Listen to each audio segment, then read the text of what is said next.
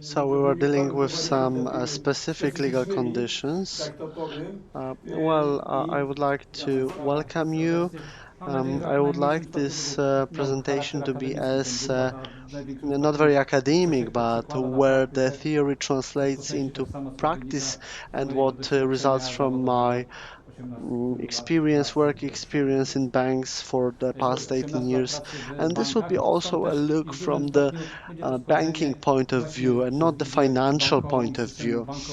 So also some experience from this institute that we have with Mr. Kasiewicz and how we analyze the results of regulations in our life, because to relate to the last part of this conference, nobody can sleep peacefully as long as the same debates, and I will tell you what can we expect from that. I would like to talk about a few things, cultural things. There is a sociology professor Hofstede for social psychology who analyzed societies under their cultural conditions. And the one that I would like to show you is the one about trying to avoid insecurity, because societies are being created from the point of view of avoiding this insecurity, and the consequences of insecurity go one way. Let's increase the number of regulations, the number of rules, because we are afraid of the future. One of the examples is the collapse of this hall in Katowice a few years ago, and there should be regulations made when it comes to the snow cap on the roof and when the snow should be removed, and so on and so forth. So this goes in this direction, that we increase the number of regulations. On the other side, if we have so many regulations, we want to omit them, and in such situations we do that. There was a picture in one of the books where you have a mountain river which is enclosed by a fence, and there is a number of young people and older people who bathe in this river, even though it is prohibited. So this is one of the comparisons with such a legal situation where overregulation is not very good, but insecurity causes that. The lowest index is for UAI. Index is for Denmark and Sweden. Poland is quite high. We are on we are near Portugal and Greece, which are leaders of that. But please take a look at China, because at the very top we have democracies and there is also China. Why? Is this connected with tradition or culture or what? Well, we have Portugal or Greece. We have Portugal, where there is a great system of banks and great tradition. One of my acquaintances in the Millennium Bank in BCP in Portugal, and he said, surprised, when he went through the banking bills, he saw a deposit that was being rolled over from the 19th century. There were no bigger problems in their history, no bigger disruptions, wars, apart from the Carnation Revolution, and it didn't have such a huge influence as the First or Second World War. And China is quite high when it comes to this uncertainty avoidance. This is also connected with a different dimension that tells us about collectivism and individualism. If the society is more collectivistic, there is no uncertainty about making decisions, because you know that you have other people who will support you and who will help you. And if you are an individual, your uncertainty raises. So this may be an explanation of this thing. for us.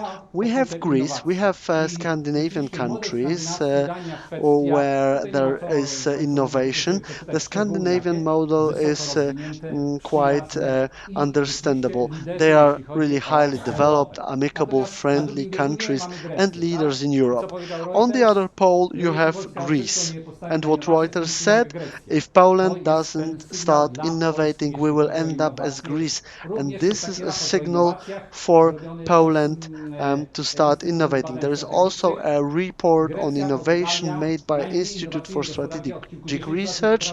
Greece and Portugal are as uninnovating. They cannot make this distance to United States lower.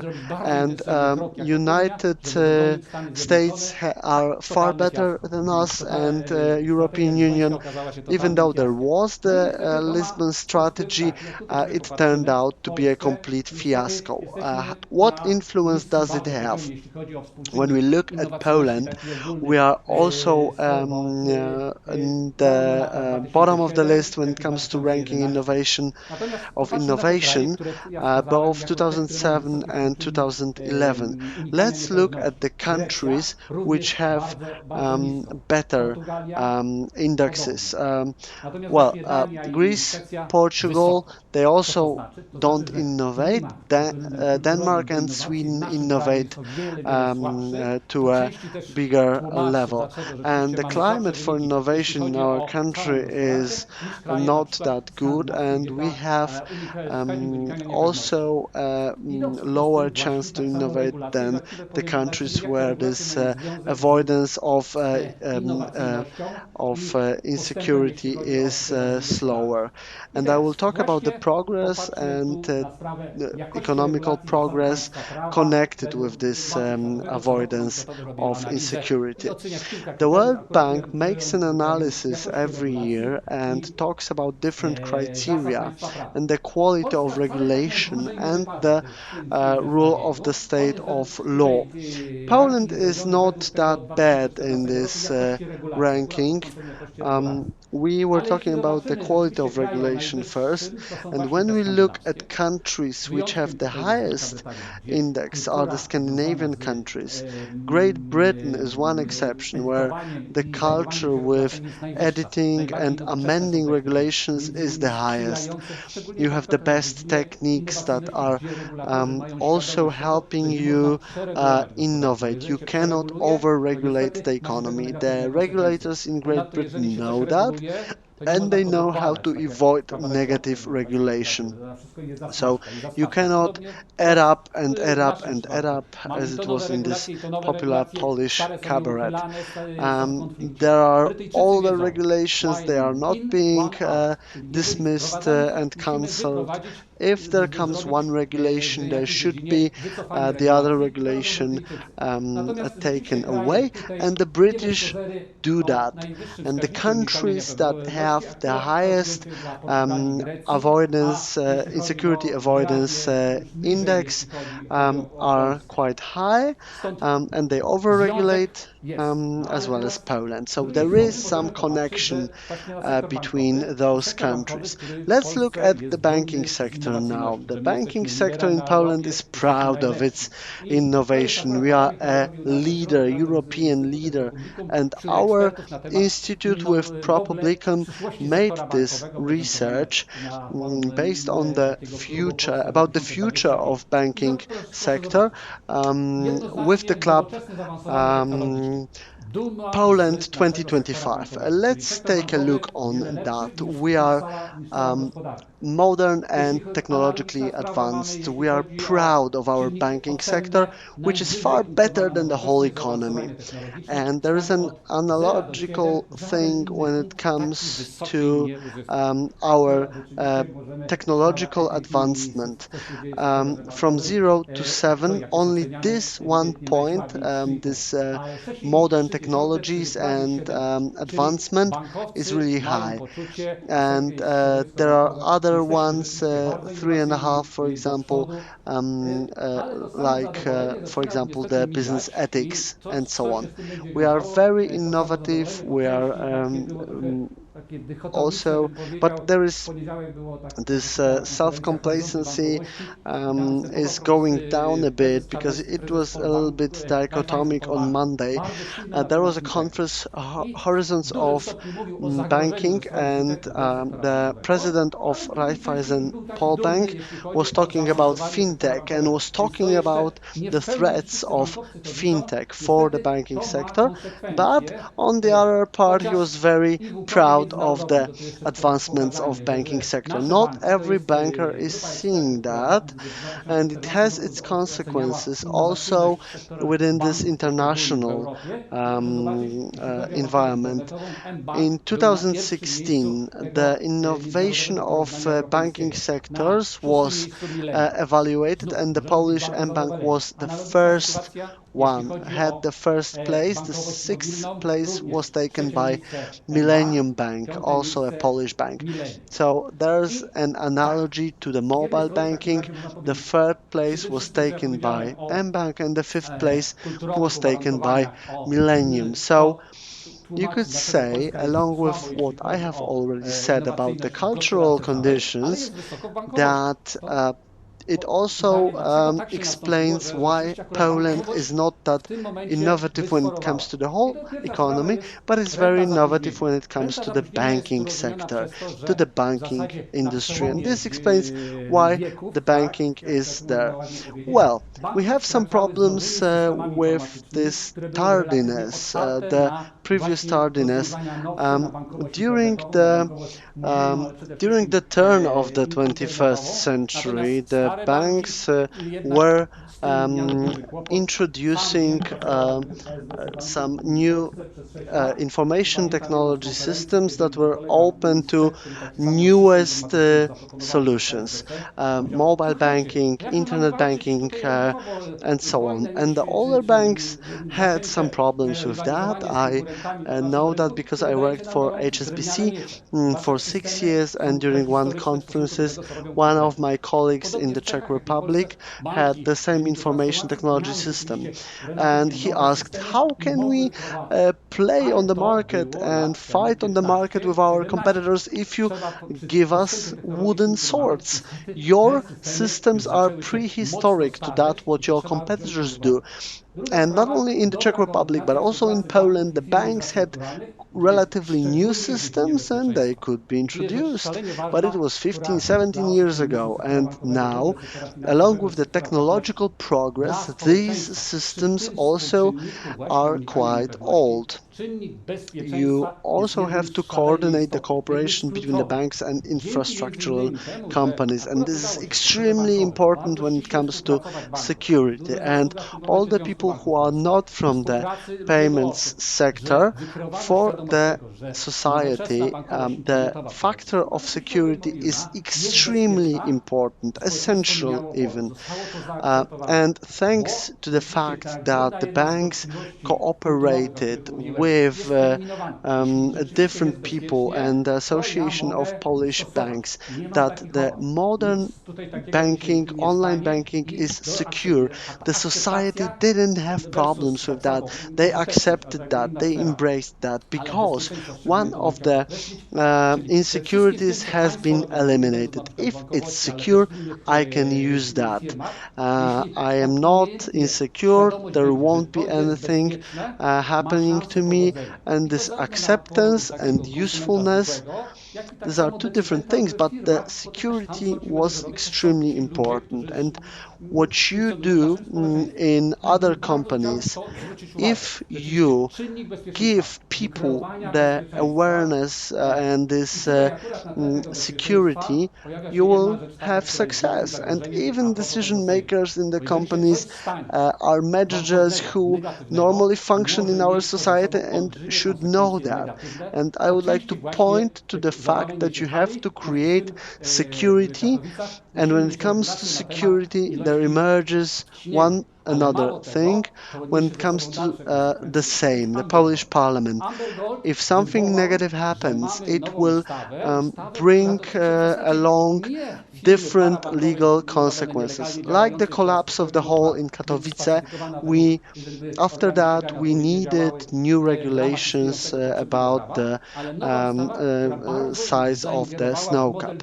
And here in the banking sector, we have Amber Gold. Amber Gold caused that we have a new act on a para banking institution, and this para banking institution could have been caught easily, but the new act also had made an invasion into different other companies, loan companies, which had to completely change their model business only because of the events, security events, which were also made possible by the politicians. Politicians introduced regulations along with the public support.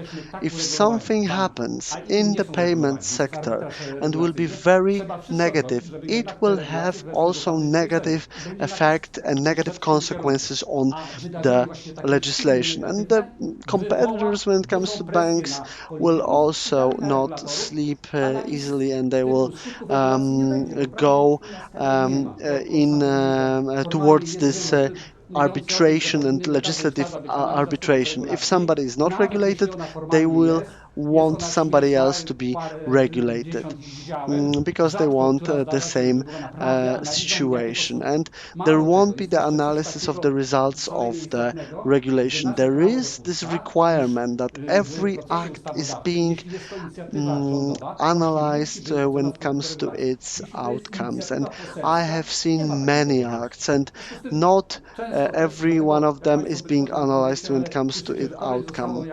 And our law also allows that during the legislative process, if it's the governmental initiative, the outcome has to be analyzed. When it is a member of parliament initiative, this outcome is not being analyzed. So if something has been made thanks to a member of parliament initiative, there won't be any analysis. It won't work. You can pass a law, you can pass an act, and you can pass some completely stupid legislative actions without testing its outcomes. And it has been a case in the previous government. And now we also have some kind of problems in the acts like end magazines. You know about the affairs and the problems with this end magazines. A member of parliament issues or lodges an initiative that doesn't look very good because it's not being worked on too long, and it has really grave problems, creates grave problems in the future. So we cannot sleep peacefully because the Polish Parliament debates. Also, the level of interchange fee. This has been a great motivation for the banking sector because it gave huge revenue, and managers of the banks were also friendly. Also, the Visa and MasterCard were very friendly because this was a great possibility to earn money. You could experiment that because you could earn money there, and if you earn money, the headquarters in London and Paris will also be will also have good approach to you. And the interchange fee has been nearly eliminated, and now we ask ourselves questions about the future. The conditions to earn money by the banks have also gone worse.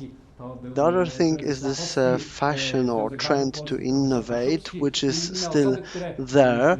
It's also a beneficial thing, and it will also go down if we won't expect higher revenue, and the picture in the financial sector shows that it's getting worse than it's getting better.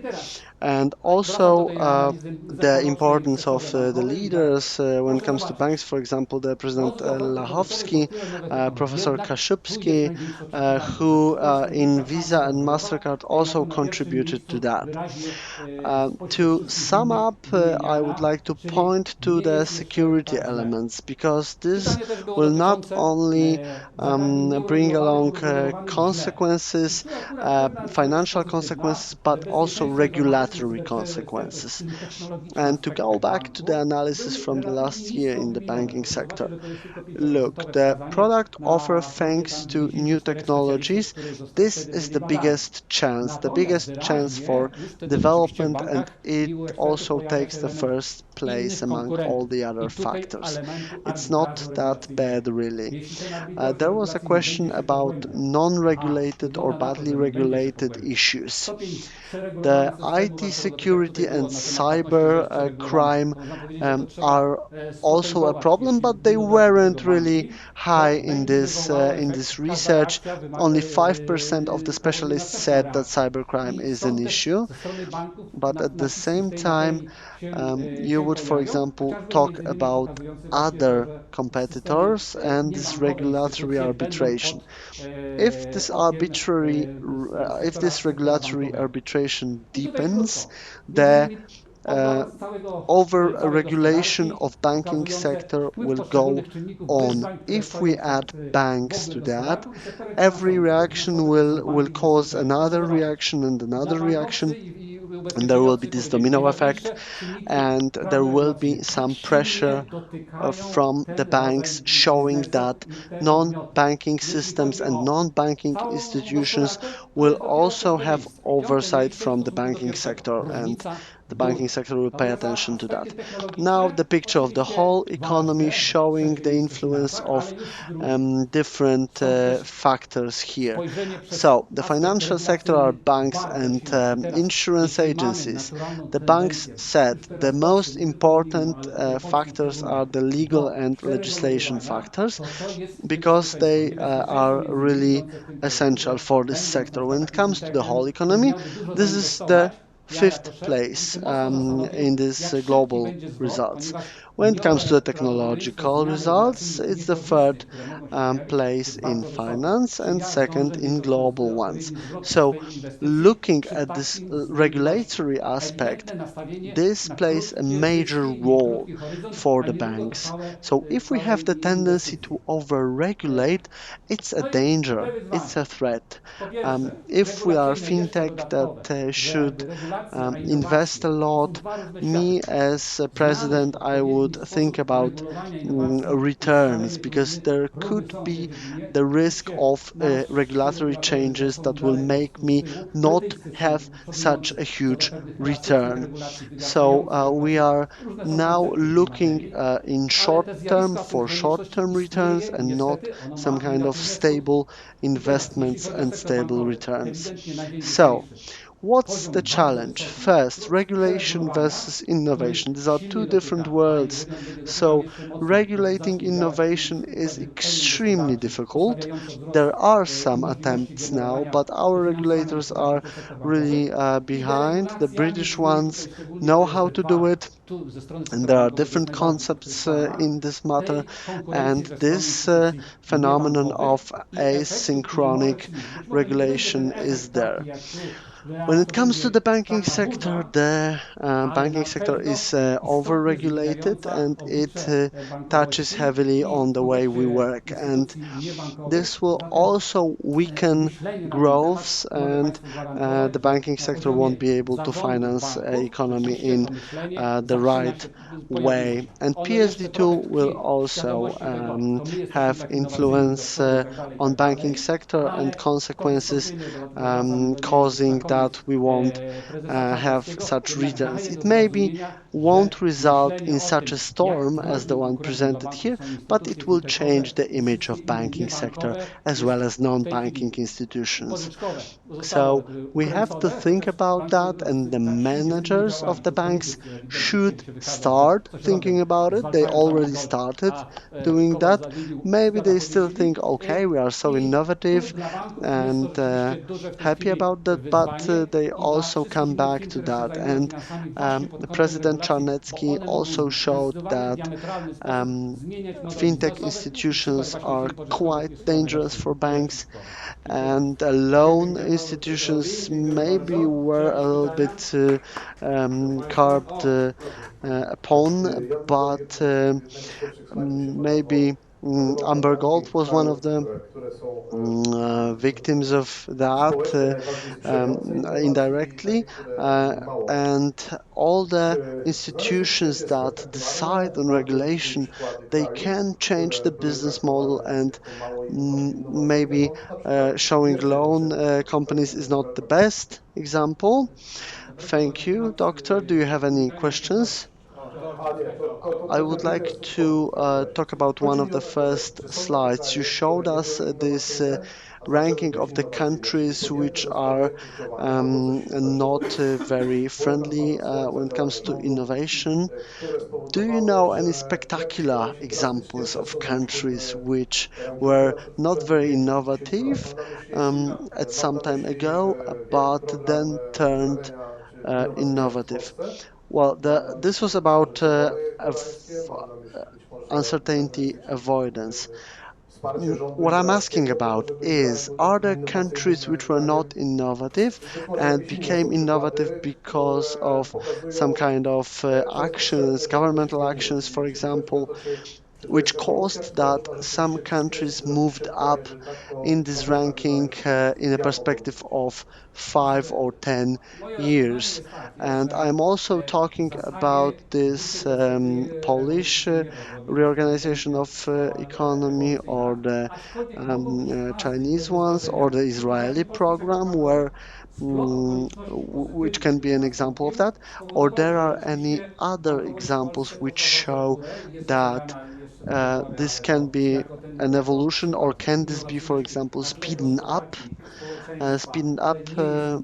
and accelerated a bit? Well, I think that in a longer perspective you cannot do a revolution, so it should be an evolution, but there are some phases, some periods, for example, in Polish banking sector, because the combination of positive factors caused us to go up, and we are being seen positively because of the innovation as seen with the whole society and economy. But this example also shows that in 5 or 10 years, this great position of the Polish banking sector will go down. So in a longer perspective, these effects will also disappear, and this is also this butterfly effect a bit, because some smaller changes, smaller circumstances may have an effect on the whole, and in longer perspective we have some circumstances which bring about uncertainty about the future, and relation to that which are less reasonable. In the economy, we have the effectivity, we have the revenue, and we know how to measure that. But when it comes to stimulation, if we stimulate some things, we could simply help make some failures less visible. Dobrze. Dzięki piękne. Czy jeszcze jakieś pytanie? Dziękuję bardzo z tego panu Kurklińskiemu. Dziękuję bardzo. A teraz poproszę pana Maćka Ziarka. No tu wiele w kontekście Omnichannelu, wiadomo, media